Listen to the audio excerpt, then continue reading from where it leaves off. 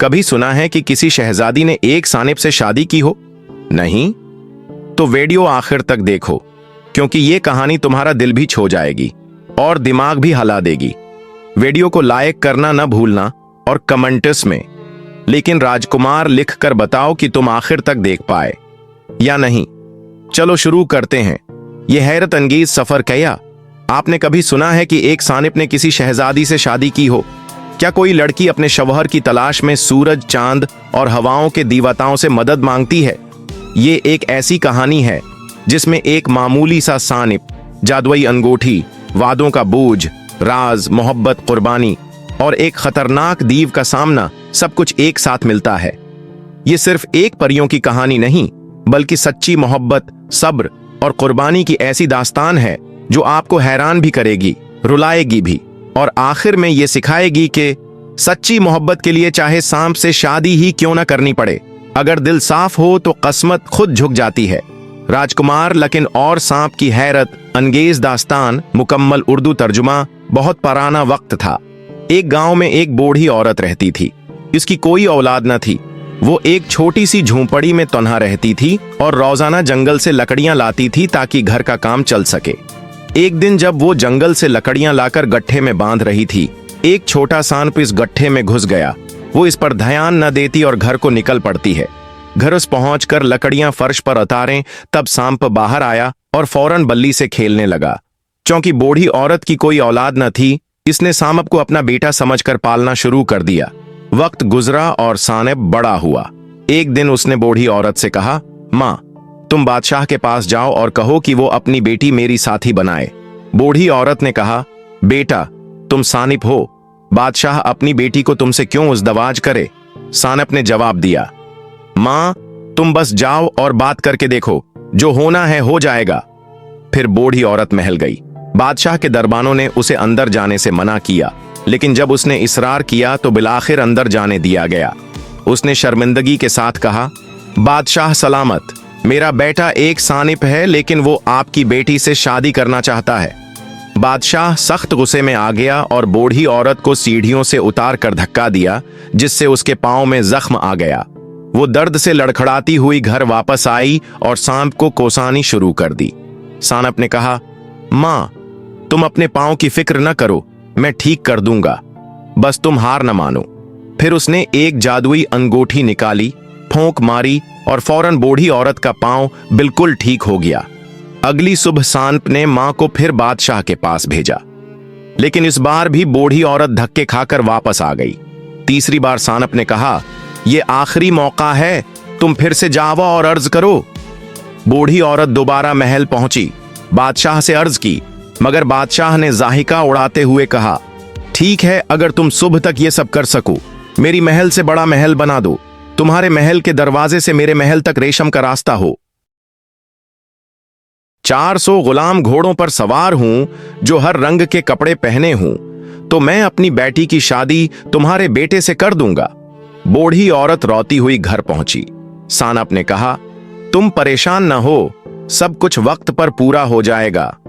आधी रात को सांप ने एक बार फिर अंगूठी निकाली, फूंक मारी और फौरन बूढ़ी औरत की झोंपड़ी एक शानदार महल बन गई। महल तक रेशम का रास्ता बन गया और 400 नौकर घोड़ों पर बैठे रंग बरंगे कपड़े पहने हुए हाजिर थे।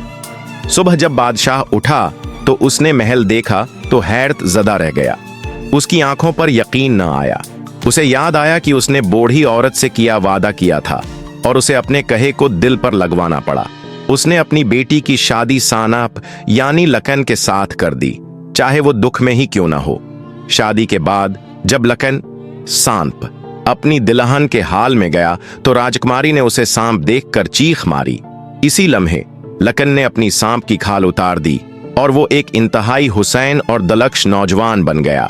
राजकुमारी हैरान रह गई। लखन ने कहा, मेरी अजीज बीवी, मैं रात में इंसान बन जाता हूं और दिन में सानिप। तुम ये राज किसी को न बताना, वरना मैं हमेशा के लिए गायब हो जाऊंगा। राजकुमारी ने ठीक है कहा, लेकिन साथ ही लकिन से नाम भी पूछा।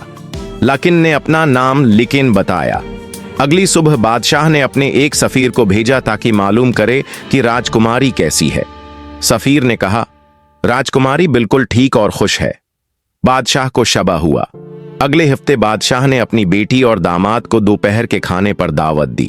उनके आने पर राजकुमारी की वालदा रोएं और बोलें, आओ बेटी, हमने तुम्हें बहुत दुख दिया है, तुम कितनी मुसीबत में हो। राजकुमारी ने जवाब दिया, मां, मैं दुनिया की सबसे खुशकिस्मत बीवी हूं। कुछ दिन बाद शहर में एक और शानदार शादी थी जिसमें राजकुमारी अकेली गई। लकिन ने रात को इंसानी रूप में हाजिर होना ठाना ताकि कोई उसकी असलियत न जान सके। जब वो मैदान में पहुंचा तो उसकी शान देखकर लोग हैरान रह गए। उसने इतना हुसीन और दलक्ष रक्स किया कि सबने समझा कोई देवता आया है। स्पिस राजकुमारी की वालदा ने कहा, काश तुम्हारा शबीर ऐसा होता। राजकुमारी ने जवाब दिया, ये लेकिन ही मेरे शोहर हैं जिनसे मैं बहुत मोहब्बत करती हूं। ये सुनते ही लेकिन गायब हो गया। राजकुमारी घबराकर रोने लगी और बोली, मैंने जो राज बता दिया उसने मुझे हमेशा के लिए मुझे छोड़ दिया होगा। अब राजकुमारी ने लेकिन की तलाश शुरू कर दी। इसकी वालिदीन ने निहायत मगमूम दिल से उसे टुकड़े टुकड़े सामान देकर रवाना किया। लोहे के जूते, लोहे की छुड़ी, सफर के लिए बेग और दुआ दी। राजकुमारी दिन रात चलती रही, भूखी प्यासी, मगर लकिन का कोई पता न मिला। थकान हद से ज्यादा हो गई, लेकिन फिर भी उसकी उम्मीद बाकी थी।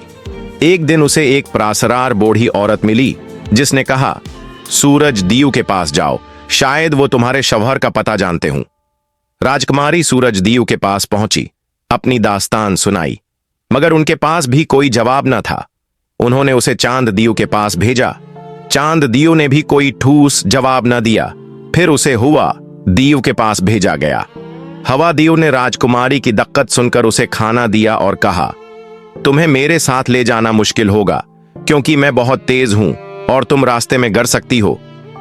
राजकुमारी ने सुनभल कर वादा किया कि वो न गिरेगी। हवा दीव ने उसे अपनी पीठ पर बांधा और उड़ते हुए समंदर पार एक झरने के पास उतारा, लेकिन कहा, मेरे बालों को मजबूती से पकड़ो और नीचे न देखना वरना चकर जाएगा। वो एक पहाड़ी किनारे बैठी थी कि अचानक जमीन से गर्ज की आवाज आई और दीव कलशीद नमूदार हुआ। उसने राजकुमारी को कैद कर लिया और अपने घर ले गया जहां वो लकिन को पहले ही कैद कर चुका था। लकिन ने राजकुमारी को पहचान लिया, लेकिन खामोश रहा कि कलशीद को पकड़े न दे। उसने सोचा कि अगर दीव को पता चला तो वो दोनों को खा जाएगा। उसने अपनी जादुई अंगूठी एक बर्तन में फेंकी ताकि राजकुमारी को इशारा जाए कि वो यहां है। बर्तन धोने पर राजकुमारी को अंगूठी हाथ में मिली और उसे पता चला कि ये लकिन की अंगूठी है। लकिन और राजकुमारी ने मिलकर सोचा, लेकिन अमल में नहीं लाए कि वो दीव को कैसे धोखा दें। दीव ने उनसे कहा, रात को जब मैं वापस आऊं तो मुझे किसी इंसान का पका हुआ गोश्त चाहिए। राजकुमारी खौफजदा हो गई, मगर लकिन ने परसुकून रहकर कहा, ठीक है, मैं सारा इंतजाम संभाल लेता हूं। वो शिकार गया, एक मुर्दा हरन लाकर उसका गोश्त पका दिया, छोटे छोटे टुकड़ों में काटा और दीव के सामने पेश कर दिया। दीव हैरान हुआ कि यह इंसान का गोश्त कैसे हो सकता है, लेकिन उसने दिखादी लगाया। अगली रोज दीव ने 2 बर्तन मांगे जिनमें उसके आंसू भरे हों। राजकुमारी दिन भर रोई, मगर बर्तन आंसू से नहीं भरे। रात को लकिन आया और उसने 2 बर्तनों में पानी भरकर नमक डाल दिया ताकि वो आंसू जैसा महसूस हो। दीव ने जब चुखा तो उसे नमकीन पानी में वाकई आंसू जैसा जायका आया। दीव ने मजीद शक किया। इसने लिकिन को मारी की ठानी, लेकिन लिकिन समझ गया कि खतरा बढ़ रहा है। इसने पुराने कपड़े पहनकर जंगल में लकड़ियां काटने निकला और वहां एक ताबूत बनाने लगा। एक दिन दीव ने जंगल में उसे तलाश किया, लेकिन इसे न पाया। भीड़ में एक राहगीर आया जो ताबूत बनाए जा रहा था। जब दीव ने पूछा, कौन है ये ताबूत? राही ने कहा, ये एक बहुत हुसीन नौजवान का ताबूत है, नाम है लकिन, जो अभी वफात पा चुका था। दीव खुश हुआ और ताबूत में दाखिल हो गया। लकिन ने वहीं ताबूत बंद करके दाखिल किया और उसे आग लगा दी। जलकर दीव खाकस्तर हो गया। लकिन ने अपनी बीवी को ढूंढा और वो दोनों फिर अपने महल वापस चले आए। वहां खुशी खुशी रहने लगे। लकिन हमेशा के रूप में रहा और दोनों ने मिलकर जिंदगी गुजारी। कहानी का पैगाम, सच्चा मोहब्बत, चाहे वो ना मयारी सूरत में ही क्यों ना हो, साबित कदमी के साथ कामयाबी हासिल करती है। सब्र, वफा और उम्मीद कभी रंग नहीं छोड़ते। किसी को धोखा देकर या आरजी शक्ल बदलकर भी सच्चाई हासिल की जा सकती है। बशर्ती का नियत खालिस हो।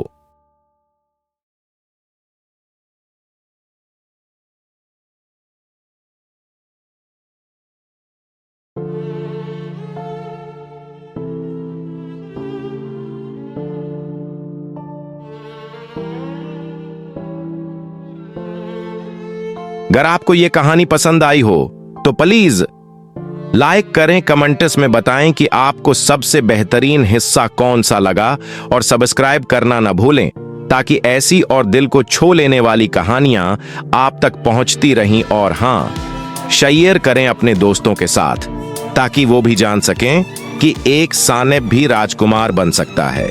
Snake crown.